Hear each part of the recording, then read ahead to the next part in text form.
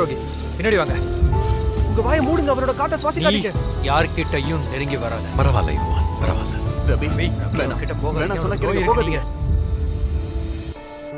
தயவு செஞ்சு என்னை விட்டு போயிடாதீங்க. போக மாட்டேன். ஆண்டவரே, நீங்க விரும்பினா உங்களால என்ன சுத்தமாக்க முடியும். எனக்கு விருப்பம் இல்லை. நீ சுத்தமா